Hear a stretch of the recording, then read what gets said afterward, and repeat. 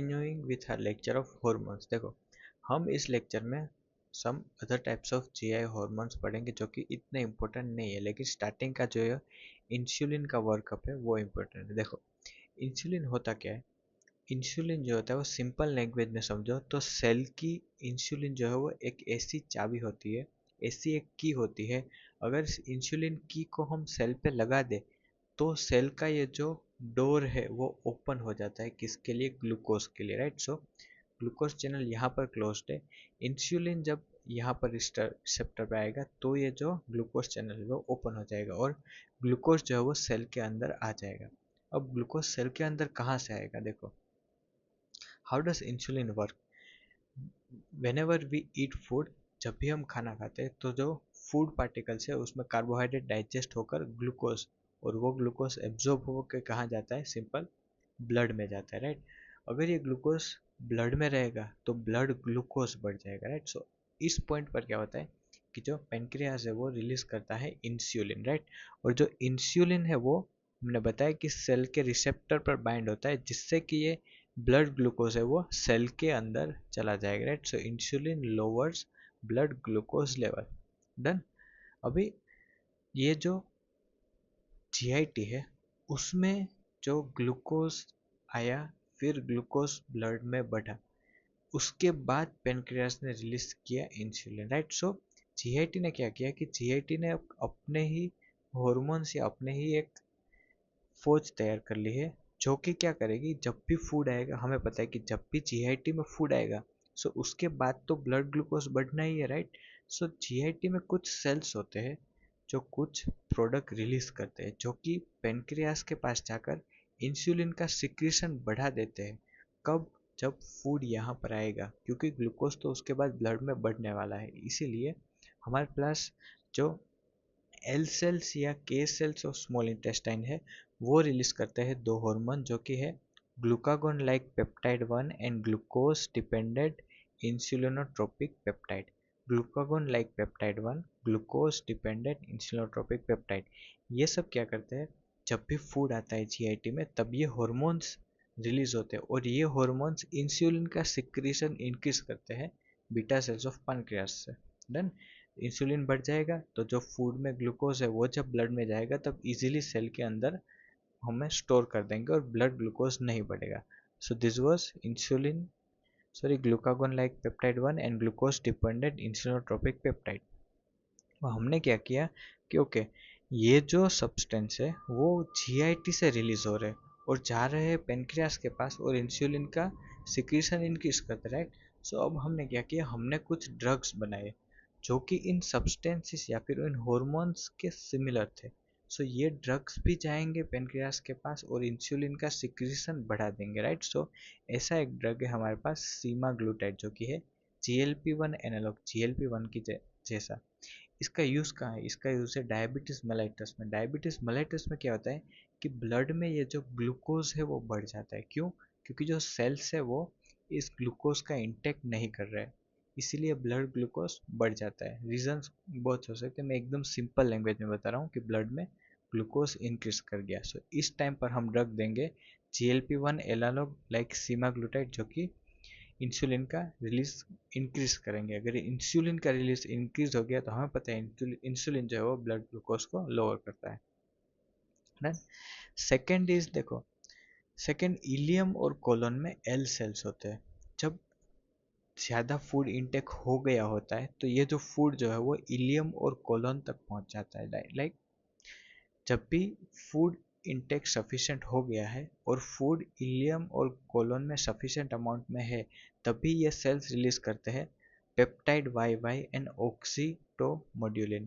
Peptide Y Y and oxyntomodulin, ये दोनों hormones क्या करते हैं? ये डाइजेशन के प्रोसेस को डिक्रीज कर देते हैं। सो एसिड सिक्रीशन कम कर देते हैं, मोटिलिटी कम, pancreatic enzyme secretion, food intake सब कुछ कम कर देते हैं। मीन्स ये एक सिग्नल है सेडाइटी का कि अभी जो सफिशिएंट फूड है या फिर न्यूट्रिएंट्स आ चुके हैं कोलन या इलियम तक। So they release peptide Y Y and ऑक्सीटोमोड्यूलिन।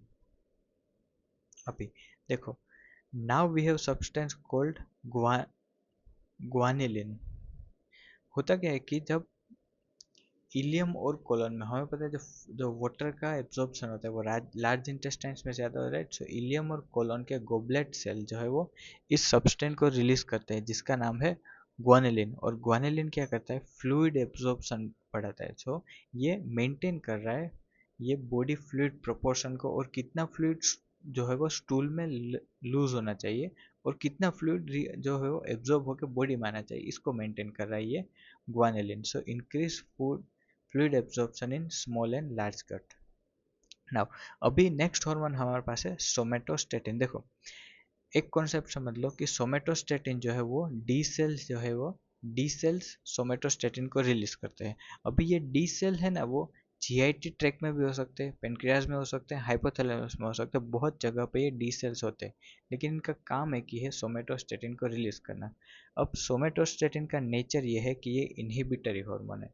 सो ये चीज़ें इनहिबिट करेगा, gastric acid secretion, HCO3 secretion etcetera को डिक्रीज कर देगा, डाइजेस्टिव एक्टिविटी को स्लो कर देगा। ये हो गया सोमेटोस्टेटिन। सोमेटोस्टेटिन जो जीआई ट्रैक में है। अभी हाइपोथैलेमस में होते हैं डी सेल्स, ये डी सेल्स रिलीज करते हैं यहाँ पर सोमेटोस्टेटिन, और ये सोमेटोस्टेटिन एंटीरियर पिट्यूटरी से ग्रोथ हार्मोन के रिलीज को डिक्रीज करता है, right. So as I said somatostatin का नेचर है inhibitory.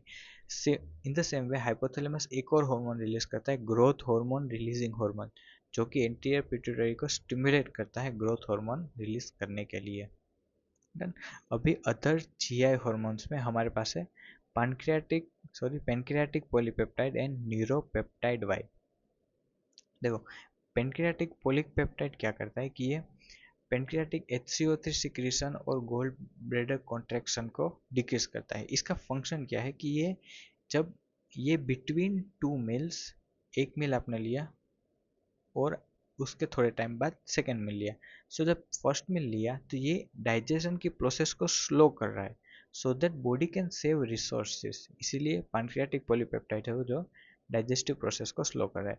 Second is neuropeptide Y, this is opposite, ये न्यूरोट्रांसमीटर है, CNS और PNS से रिलीज होता है एक न्यूरोट्रांसमीटर न्यूरोपेप्टाइड वाई, जो कि है potent stimulator for food intake. अभी हम पढ़ेंगे active neuropeptides of the GI tract. देखो न्यूरोपेप्टाइड्स मतलब क्या कि ये जो नर्व्स है ना, माइंट्रिक और मिजनस प्लेक्सस की नर्व्स, ये नर्व्स इन केमिकल्स को रिलीज कर रही है, इसीलिए इनको बोला न्यूरोपेप्टाइड। ये हॉर्मोन्स नहीं है कि ब्लड में जाएंगे एक्सेट्रा, ये न्यूरोपेप्टाइड्स है। सो इसके एग्जांपल है हमारे पास bombesin, substance P, vasoactive intestinal peptide and CGRP, calcitonin gene related peptide. So this four are what, neuropeptides. अभी फर्स्ट वन बोम्बेसिन, इसका फंक्शन क्या है, ये गैस्ट्रिन रिलीज को इंक्रीज करता है। हमें पता है कि जो गैस्ट्रिन है वो पैराइटल सेल से HCl सिक्रीशन कराएगा, राइट। सो HCl सिक्रीशन इंक्रीजेस। इसके अलावा pancreatic secretion, gall bladder contraction, ये भी इंक्रीज होता है। सो ये डाइजेस्टिव एक्टिविटी को इंक्रीज करता है। Substance P and vasoactive intestinal peptide, देखो बोम्बेसिन था वो सिर्फ डाइजेस्टिव एक्टिविटीज में काम कर रहा था, राइट। ये दोनों जो है substance P and vasoactive intestinal peptide, ये जो पेरिस्टालसिस है उसमें हेल्प करते हैं। देखो हमें पता है पेरिस्टालसिस में क्या होता है कि जो बोलस होता है उसका प्रोक्सिमल सेगमेंट कॉन्स्ट्रिक्ट होता है, जबकि डिस्टल सेगमेंट होता है डायलेट। इसी तरह ये आगे जाएगा, राइट। सो ये क्या करते हैं कि जो भी न्यूरॉन्स यहाँ पर है प्रोक्सिमल सेगमेंट में है वो रिलीज करते हैं substance P, so it will increase smooth muscle contraction. और जो डिस्टल पार्ट में है वो रिलीज करेंगे वेजोएक्टिव इंटेस्टाइनल पेप्टाइड, जो कि स्मूथ मसल रिलैक्स करेंगे। सो ये दोनों क्या कर रहे हैं, पेरिस्टालसिस में हेल्प कर रहे हैं। एंड लास्ट इज, एंड ये जो है वो पेनक्रियाटिक बाइकार्बोनेट का भी सिक्रेशन करवाते हैं। Last is calcitonin gene related peptide, ये सोमेटोस्टेटिन के रिलीज को इंक्रीज करता है एंड स्मूथ मसल को कॉन्ट्रैक्शन करता है। सो ये VIP एंड CGRP दोनों ही क्या कर रहे हैं, smooth muscle contraction. So overall देखें तो मेजोरिटी में ये तीन जो है वो पेरिस्टालसिस में हेल्प कर रहे हैं, जबकि बोम्बेसिन जो है वो डाइजेस्टिव एक्टिविटी में हेल्प कर रहा है। Done? So this was about GI hormones, and do watch this complete playlist. It will help you in all your final MBBS structure, MBBS subjects, and your basic will be clear. Okay, even if you are preparing for university exam, see, no one is failing in university. Okay, if you, even if you complete this playlist, you will get good marks in university. Okay, I'm getting messages that are these lectures for university exams. See, if you complete this entire playlist, you would have studied a lot, right? You won't like, you won't have major problem in university exams. But the main importance is your base will be clear, right? You will not, you will start understanding things and you will start building concepts. So brick by brick your mbbs journey will be wonderful, right? And you will not face difficulties in these subjects. And most importantly, your NEET PG next preparation also will be sorted.